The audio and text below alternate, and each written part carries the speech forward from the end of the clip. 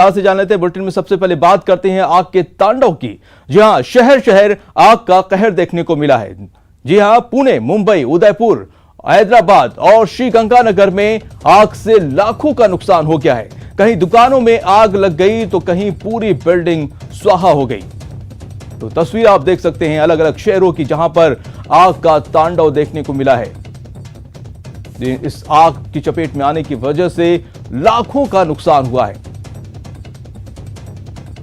चलिए पहले बात पुणे की करते हैं, जहां पर फैशन स्ट्रीट इलाके में यह भीषण आग लगी है। मौके पर दमकल की 15 गाड़ियां मौजूद हैं। 448 दुकानें जलकर खाक हो चुकी हैं। जी हां, 448 दुकानें। आग लगने से एक युवक की मौत भी हो गई है। फैशन स्ट्रीट में 500 से अधिक स्टॉल हैं। कड़ी मशक्कत के बाद आग पर काबू पाया जा चुका है, लेकिन तब तक काफी देर हो चुकी थी। एक शख्स की मौत हो गई, अब जबकि 400 से ज्यादा दुकानें जलकर खाक हो गई हैं। 448 दुकानें जलकर खाक हो गई हैं, जिसमें लाखों का नुकसान हुआ है। तो तस्वीरें आप देख सकते हैं पुणे की, किस तरह से आग की चपेट में तमाम दुकानें आ गई हैं। इस आग की चपेट में आने की वजह से एक शख्स की मौत भी हो गई है। आप देख सकते हैं तस्वीरों में कितनी भीषण आग लगी हुई है। 448 दुकानें जलकर खाक हुई। अंदाजा लगा सकते हैं कि किस तरह का माहौल वहां पे रहा होगा, किस तरह दहशत रही होगी, किस तरह लोगों में हड़कंप मचा होगा। आप तस्वीरें देख सकते हैं। और बात मुंबई की कर लेते हैं। जी हां, मुंबई में एक और जगह आग लगी हुई है, कमर्शियल बिल्डिंग में यह आग लगी। प्रभा देवी में कमर्शियल इमारत है। मौके पर दमकल की टीम मौजूद है। तो मुंबई में भी आग का तांडव देखने को मिला है, जहां पर आग की वजह से प्रभा देवी जहां में एक कमर्शियल इमारत है जिसमें आग लगी है। आग बुझाने की कोशिशें की गई, देख सकते हैं चारों तरफ धुआं धुआं नजर आ रहा है। तो कमर्शियल बिल्डिंग में यहां पे आग लगी है। दमकल की तमाम गाड़ियां मौके पर पहुंची हुई हैं और आग पर काबू पा लिया है।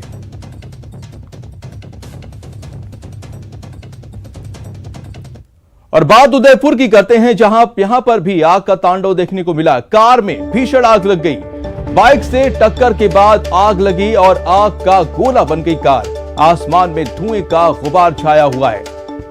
तो तस्वीरें भी आप देख सकते हैं कि उदयपुर में किस तरह से एक कार आग के गोले में तब्दील हो गई। आग, आपको बता दें कि पहले बाइक से टक्कर हुई, उसके बाद कार में आग लगी और आग इतनी तेज रही कि पूरी कार को अपनी चपेट में ले लिया। एक आग के गोले में तब्दील होता हुआ नजर आ रहा है आपकी टीवी स्क्रीन पर, और धुआं जो है आसमान पे दूर दूर तक नजर आया। तो तस्वीरों में देख सकते हैं किस तरह से आग की चपेट में कार है। चारों तरफ आग नजर आ रही है, पूरी तरह से जलकर खाक हो गई है कार। तो उदयपुर की यह तस्वीर आप देख रहे हैं, जहां पर कार आग का गोला बन गई है। खबर श्रीगंगानगर से है, जहां पर गणेशगढ़ गांव में मौजूद एक दुकान में आग लग गई, जिससे दुकान में खड़ी बाइक जलकर खाक हो गई। बताया जा रहा है कि दुकानदार दुकान में अवैध रूप से डीजल और पेट्रोल रखकर बेचता था। दुकान में रखे डीजल और पेट्रोल के ड्रम में अचानक आग लग गई, जिससे दुकान में रखी बाइक भी जलकर स्वाहा हो गई। दुकान में पेट्रोल डीजल रखे होने की वजह से आग की ऊंची ऊंची लपटें देखी गई। धुएं का गुबार देखा गया, जिस पर कड़ी मशक्कत के बाद आग पर काबू पाया गया। तो श्रीगंगानगर की यह तस्वीर आप देख रहे हैं, जहां पर एक दुकान में भीषण आग लग गई। दरअसल दुकान में पेट्रोल और डीजल जो है रखा हुआ था अवैध तरीके से, और जिसमें आग ने जो है आग लगी जब, तो आग बहुत तेजी से भड़क गई और पूरी दुकान को अपनी चपेट में ले लिया, और इसमें एक बाइक भी थी जो जलकर खाक हो गई।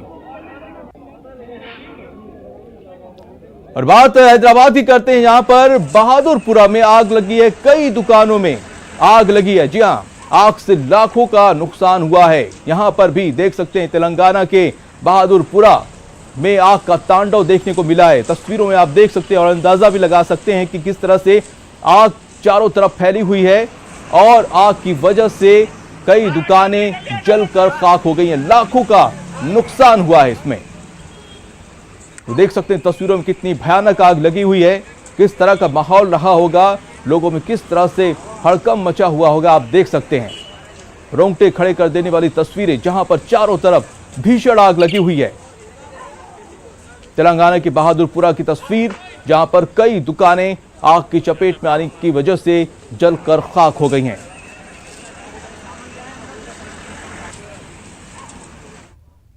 और इस बीच एक बड़ी खबर करौली से आ रही है, जहां पर 4 दिन से धरना जारी है। आज होगा शव का पोस्टमार्टम, मेडिकल बोर्ड से कराया जाएगा पोस्टमार्टम। कड़ी सुरक्षा के बीच पोस्टमार्टम होगा। ग्रामीणों ने प्रदर्शन कर रहे हैं। यहां पर ड्राइवर की मौत पर बवाल अभी भी जारी है। शव को अस्पताल लाया गया है। मांगों को लेकर धरना बरकरार है। तो बड़ी खबर करौली से, जहां पर ग्रामीणों का धरना प्रदर्शन जारी है। 4 दिनों से धरना प्रदर्शन जारी है। आज शव को पोस्टमार्टम के लिए मेडिकल बोर्ड लाया जाएगा, जहां पर उनका पोस्टमार्टम कराया जाएगा कड़ी सुरक्षा के बीच में। आपको बता दें कि ग्रामीणों का धरना प्रदर्शन जारी है। ड्राइवर की मौत के बाद से बवाल मचा हुआ है। डिकम्पोज होती है फिर तो वो होती है, उसके लिए तो है नहीं। तो अब जब पोस्टमार्टम एक बार हो जाएगा तो जो टाइम की जो क्लॉक है वो रुक जाएगी। तो ये है, पोस्टमार्टम तो करना ही है। देखिए जो काम करने हैं वो तो करेंगे। पोस्टमार्टम अभी हो जाएगा। बाकी जो सहमति बनी है नहीं बनी, कल तो नहीं बनी थी, और अभी देखते हैं क्या लेकर आएंगे। वे मेरे ख्याल से जो कलेक्टर साहब और एसपी साहब भी आ रहे हैं, मेरी चर्चा हुई थी उनसे, वो थोड़ी देर में पहुंचने वाले हैं। तो देख लेते हैं क्या लेकर आए। चलिए, और ज्यादा जानकारी के साथ जुड़ चुके हैं धर्मेंद्र शर्मा। धर्मेंद्र, क्या अभी सिचुएशन है और क्या कुछ कार्रवाई की जा रही है? जी देखिए, बताना चाहूंगा 3-4 दिन से चल रहे मामले का पटाक्षेप हुआ है। ग्रामीण जो है पोस्टमार्टम के लिए तैयार हुए। हालांकि ग्रामीणों का धरना जारी है। जब तक उनकी मांग पूरी नहीं होंगी तब तक उन्होंने धरना जारी रखने की बात कही है। लेकिन मामले में जो मुख्य ग्रामीणों की मांग थी वो थी जो आरोपी पुलिसकर्मी उनको निलंबित किया जाए। हालांकि देर रात प्रशासन ने सभी पुलिसकर्मी, 7 पुलिसकर्मी, उनको लाइन हाजिर कर दिया है और कलेक्टर और एसपी ने उनके परिजनों को आश्वासन दिया है कि जल्दी उन्हें सस्पेंड किया जाएगा। और जो मेडिकल बोर्ड है उनके द्वारा पोस्टमार्टम शुरू हो चुका है।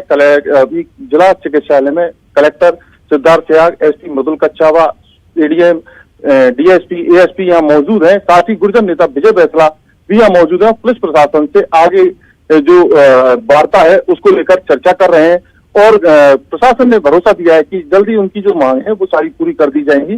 जी माजिद, तो क्या लगता है कि पोस्टमार्टम उधर हो रहा है और इधर वार्ता चल रही, क्या लग रहा है मामला शांत हो जाएगा आज?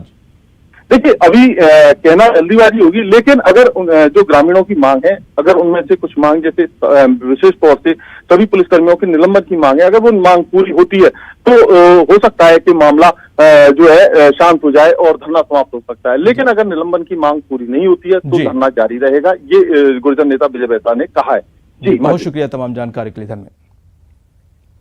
और चलिए रुक करते हैं अगली खबर का। जैसलमेर से बड़ी खबर आ रही है, जहां पर पुलिस ने बड़ी कार्रवाई की है। 2 कबाड़ियों पर यह कार्रवाई की गई है, जहां पर सरकारी सामान रखने की सूचना मिली थी। दबिश में 18 जिंदा कारतूस मिले हैं। सरकारी विभागों का चोरी हुआ सामान जब्त किया गया है। रीको इलाके से 2 कबाड़ी गिरफ्तार किए गए हैं। बड़ी खबर इस वक्त बड़ी खबर जैसलमेर से, जहां पर पुलिस ने बड़ी कार्रवाई करते हुए 2 कबाड़ियों को गिरफ्तार किया है। सरकारी सामान रखने की सूचना मिली थी, जिसके बाद दबिश दी गई और 18 जिंदा कारतूस मिले हुए हैं। और ज्यादा जानकारी के साथ सिकंदर हमारे साथ जुड़ चुके हैं। सिकंदर, क्या जानकारी है?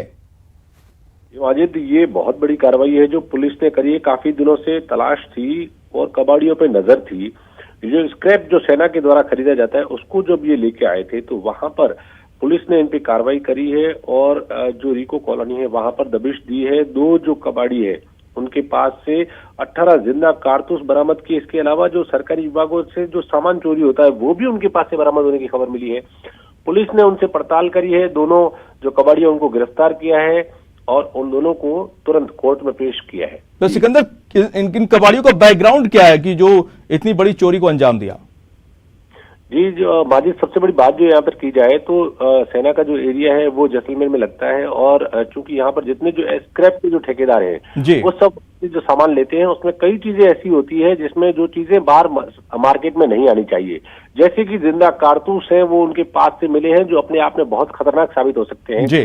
इस की जो घटनाएं जो सामने आती है उसको लेकर पुलिस काफी दिनों से उसमें नजर बनाई हुई थी और फिर उनके पास से जो 2 कबाड़ी हैं उनको रिको एरिया से पकड़ा है। उनके पास से जो जिंदा कारतूस और इसके अलावा कई सरकारी विभागों जो सामान जो चोरी हुआ था जिसकी जी बहुत शुक्रिया सिकंदर तमाम जानकारी के लिए। और खबर राजधानी जयपुर से है, जहां पर जवाहर नगर थाना क्षेत्र में 3 बदमाशों ने एसीबी अधिकारी बनकर एक घर में लूट की वारदात को अंजाम दिया है और घर से 20 लाख से ज्यादा की रकम लूटकर मौके से फरार हो गए। बताया जा रहा है कि बदमाशों ने पीड़ित परिवार के घर में घुसकर खुद को एसीबी अधिकारी बताया और एसीबी का छापा पड़ने की बात कर मकान को खंगालते हुए वहां से लाखों रुपए की नकदी लेकर रफू चक्कर हो गए। फिलहाल पुलिस ने मामला दर्ज कर आरोपियों की तलाश शुरू कर दी है। तो आपने स्पेशल 26 फिल्म देखी होगी, कुछ उसी अंदाज में यहां पर लूट की वारदात को अंजाम दिया गया है। एसीबी अधिकारी बनकर 20 लाख से ज्यादा की रकम पर हाथ साफ कर ले गए। ये आज लगभग दोपहर 12:30 बजे जब घर में विदित शर्मा, दीपक शर्मा के पुत्र Deepak Sharma DSA bank loan का काम करते हैं और उनकी माताजी जो है वो भारती, वो टीचर हैं महावीर स्कूल में। जब विदित अकेला था तो उसके पास 3 व्यक्तियों ने आके घंटी बजाई और विदित के अनुसार उन्होंने जो है एसीबी का कार्ड दिखाया और एसीबी का कार्ड दिखाने के बाद उन्होंने कहा कि हमें आपके घर की तलाशी करनी है और तलाशी के बहाने वो घर में घुसे। घर में घुसने के बाद उन्होंने तलाशी की। तलाशी में वो एक सूटकेस और 98,000 रुपये लेकर उसको एक जो है पेपर पे साइन करवा के कि ये आपका जो है जब्ती है, इस पर साइन कर दें। खबर अलवर से है, जहां पर एसीबी की टीम ने कार्रवाई करते हुए पुलिस थाने के सब इंस्पेक्टर बलवान सिंह को 5,000 रुपए की रिश्वत लेते रंगे हाथों गिरफ्तार किया है। बताया जा रहा है कि सब इंस्पेक्टर ये रकम चोरी के झूठे मुकदमे में किसी को फंसाकर छोड़ने के नाम पर ली थी। फिलहाल एसीबी की टीम ने रिश्वत की राशि बरामद कर मामले की जांच शुरू कर दी है। मैं भिवाड़ी में पुलिस थाना फूलबाग में कार्यरत है। वो मेरे बच्चे को छोड़ने और मेरे पुत्र के खिलाफ जो मुकदमा दर्ज है उसमें मदद करने की एवज में 20,000 रुपये पहले प्राप्त कर चुका है, लेकिन अभी और भी डिमांड कर रहा है। इस बात का हमने सत्यापन कराया तो सत्यापन में डिमांड की पुष्टि हुई। उसके बाद आज हमने ट्रैप कार्रवाई का आयोजन किया। ट्रैप कार्रवाई के आयोजन के समय महेंद्र कुमार जो हमारे ट्रैप अधिकारी हैं उन्होंने आरोपित अधिकारी को 5,000 रुपये रिश्वत राशि प्राप्त करते हुए उन्होंने और उनकी टीम ने रंगे हाथों गिरफ्तार किया है। अग्रिम चलिए बात करते हैं टोंक की, जहां के निवाई में 18 मार्च को दिन दहाड़े मंडी व्यापारी के लूट के बाद हत्या की वारदात सामने आई थी, जिसके 4 आरोपियों को अलग अलग जिलों से पुलिस ने गिरफ्तार किया है। विशेष पुलिस टीम ने इस कार्रवाई को अंजाम दिया है। एसपी ओम प्रकाश ने बताया कि चारों आरोपियों ने घटना को अंजाम दिए जाने से पहले बैंक के अलावा अपने आने जाने वालों के रास्तों की अच्छी तरह से रेकी की और फिर बैंक के बाहर वारदात को अंजाम दिया और रेकी किए गए रास्तों से ही सवाई माधोपुर जिले के लिए फरार हो गए। पुलिस ने आरोपियों से 26.50 लाख की लूटी हुई रकम जो राशि है उसको बरामद की है। साथ ही वारदात में इस्तेमाल की गई पिस्तौल भी जब्त कर ली है। जो अपने बैंक के काम से आए थे, अज्ञात व्यक्तियों ने उनके साथ फायरिंग करके और गोलीबारी करके उनके सीने में गोली लगी, दो फायरिंग हुए और 30 लाख रुपए लूट करके भाग गए। कि 3 आदमी 4 आदमी घटना करके चले जाए और पूरा पुलिस डिपार्टमेंट लगने के बाद भी न मिले। पर एसपी साहब ने कहा नहीं, ये चैलेंज है हमारे लिए और इसको हम पूरा करेंगे और आपको मैं प्रेस कॉन्फ्रेंस में बुलाऊंगा। वचन पूरा हो गया। तो वो वचन पूरा हो गया। मैं बहुत बहुत धन्यवाद देना चाहता हूँ और आश्वस्त करना चाहता हूँ कि हमारी तरफ से किसी प्रकार की कोई भी आवश्यकता है तो आप हमें हमेशा बताएं। हम पुलिस की मदद के लिए तैयार हैं। मैं तो कुछ कह, मैं तो इनका तहे दिल से शुक्रगुजार करती हूँ। सब लोगों की जो वो थी मान्यता पुलिस के खिलाफ कि भाई ये ऐसे होते हैं, ये मिले हुए रहते हैं, लेकिन इन्होंने वो बिल्कुल गलत साबित कर दिया कि निवाई में भी इन जैसे भाई साहब बैठे हैं। मैं बहुत सर आपका बहुत दिल से बहुत शुक्रगुजार करता हूँ। परसों आपसे मिलके मुझे ऐसा लगा कि अब अपना आप वापस आएगा। आदमी तो गया, वो तो वापस आने से रहा, लेकिन जो मुजरिम पकड़ के ले आए ना, उनके लिए आप। और खबर जोधपुर से, जहां पर जोधपुर में 2 युवकों ने एक नाबालिग के साथ गैंगरेप की वारदात को अंजाम दिया है। गैंगरेप के बाद नाबालिग की हालत बिगड़ गई, जिसे उम्मेद अस्पताल में भर्ती कराया गया है। बता दें कि युवकों ने बच्ची को अगवा कर एक ज्वेलर्स की दुकान में नाबालिग बच्ची को शराब पिलाकर गैंगरेप की घटना को अंजाम दिया, जिसके बाद पुलिस ने एक आरोपी को दस्तयाब कर लिया है। जैसे ही मुझे जानकारी प्राप्त हुई टेलीफोन के माध्यम से कि बच्ची के साथ सामूहिक दुष्कर्म की बात जब मेरे सामने आई, तब मैं जयपुर से जोधपुर के लिए आ रही थी और जैसे ही मैंने जोधपुर पहुंचकर सीधा अस्पताल गई और अस्पताल में यहाँ की अधीक्षक और जो संबंधित डॉक्टर हैं जो बच्ची का इलाज कर रहे थे, उन सबसे पूरी बातचीत करके बच्ची की स्थिति जानी और साथ ही साथ बच्ची से भी मुलाकात की। बच्ची अभी स्टेबल है और उसका अच्छा सा इलाज चल रहा है और बिल्कुल मैंने डॉक्टर्स की पूरी टीम को कह दिया है कि बच्ची का पूरी ढंग से इलाज किया जाए, किसी तरह की कोताही बर्दाश्त नहीं होगी। और प्रधानमंत्री मोदी बांग्लादेश दौरे पर, चलिए वहां पे चलते हैं और कुछ कह रहे हैं, सुनते हैं। कभी न कभी जाकर के अपना मत्था टेकूं। आज जब मैं इस पवित्र धरती पर आया हूं और मैंने सुना है कि हाँ, मां काली की पूजा का जब मेला लगता है, बहुत बड़ी तादाद में भक्त सीमा के उस पार से भी और यहां से भी यहां आते हैं। उसी प्रकार से यहां पर एक कम्युनिटी हॉल की आवश्यकता है। इतना ही नहीं, ये मल्टीपर्पज कम्युनिटी हॉल हो ताकि जब काली पूजा के समय लोग यहां आए तो उनके भी लिए उपयोग में आए। यहां के लोगों के कोई सामाजिक, धार्मिक, शैक्षणिक अवसर हो तब भी उनके क्लान में आए। और सबसे बड़ी बात, डिजास्टर के समय, आपदा के समय, विशेष करके साइक्लोन के समय, ये कम्युनिटी हॉल हर एक के लिए एक शेल्टर का स्थान बन जाए। इस हेतु से भारत सरकार यहाँ पर इस निर्माण कार्यों को करेगी। मैं बांग्लादेश सरकार का भी आभार मानता हूँ कि उन्होंने इस कार्यक्रम के लिए, इस काम के लिए हमारे साथ शुभकामनाएं प्रकट की हैं। मैं फिर एक बार मां काली के चरणों में प्रार्थना करता हूं और सभी मानव समाज के कल्याण के लिए फिर एक बार प्रार्थना करता हूं। तो प्रधानमंत्री मोदी को सुन रहे थे आप। इस वक्त वो बांग्लादेश में हैं, 2 दिवसीय दौरे पर हैं। मां काली की पूजा करने के बाद वो मीडिया से रूबरू हुए। ब्रेक बाद आपका स्वागत है। प्रधानमंत्री मोदी का आत्मनिर्भर भारत का आह्वान देश की अर्थव्यवस्था के एक अहम मोड़ पर आया है। नेटवर्क 18 की पहल और आईटीसी द्वारा प्रस्तुत इस खास पेशकश स्वाभिमान भारत में हम आपके लिए देश भर से ऐसी कहानियां लाते हैं जो आत्मनिर्भरता का बेहतरीन उदाहरण है। नवाचार और उपलब्धियों की ऐसी कहानियां जो दरअसल बताती हैं कि हम एक राष्ट्र के रूप में क्या पहचान रखते हैं। खेल की दुनिया की कहानियां जो लाखों भारतीयों के लिए प्रेरणा का काम करती हैं। इन्हीं में से एक कहानी है भारतीय महिला क्रिकेट टीम की।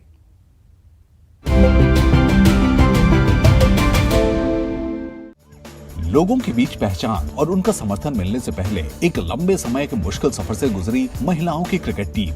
डायना एदुलजी भारत में महिला क्रिकेट के लिए एक आइकन है। ये 1 दिवसीय मैचों में देश की पहली कप्तान थी और इन्होंने 1978 और 1993 के विश्व कप की टीम का नेतृत्व भी किया। Women's Cricket Association of India was formed only in 1974 when we played the first nationals, and that's when I represented Mumbai in that first national at Pune.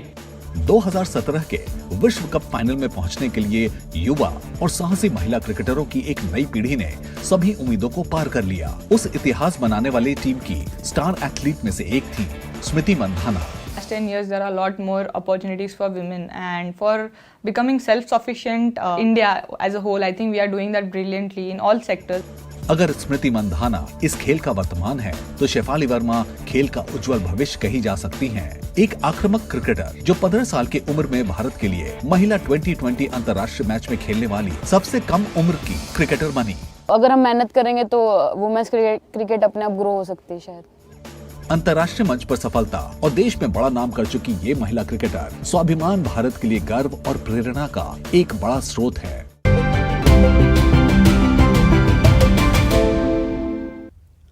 तो हमारी खास पेशकश स्वाभिमान भारत में देखिए भारत की महिला क्रिकेट टीम के सितारों की पूरी कहानी इस हफ्ते।